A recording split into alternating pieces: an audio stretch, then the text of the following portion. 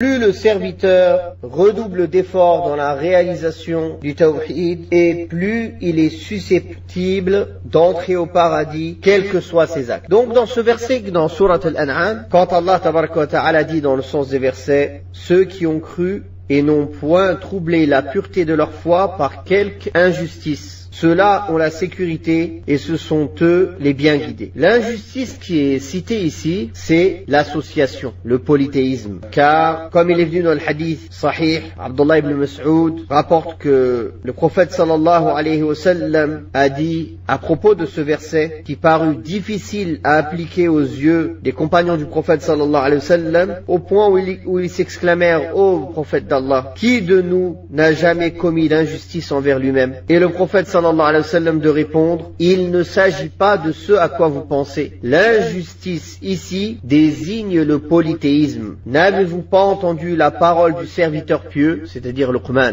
alayhi salam, donc qui est dans le Coran, quand il dit: l'association à Allah est vraiment une injustice énorme. Donc dans Surat Luqman, verset 13. Donc le sens du verset, barakallahu fikum, correspond au sujet du chapitre. C'est-à-dire que ceux qui ont cru et qui n'ont pas troublé la pureté de leur foi par du polythéisme, que ce soit du polythéisme majeur ou du polythéisme mineur, ceux-là auront la sécurité et ils seront bien guidés. Cheikh Ibn Baz, rahimahullah, a dit: plus la personne s'éloigne de l'injustice. L'injustice, elle est de plusieurs sortes. L'injustice envers Allah, qui est voulu ici dans ce verset, c'est-à-dire le fait de lui donner des associés alors que c'est lui qui nous a créés. Le shirk. Après, il y a l'injustice de la personne envers lui-même, c'est-à-dire quand il fait des péchés liés à sa propre personne, des manquements. L'injustice de la personne envers les créatures d'Allah, subhanahu wa ta'ala. Chacun à son niveau. Chacun à son niveau, en commençant par le prophète Mohammed sallallahu alayhi wa sallam. On a des devoirs envers lui. Puis,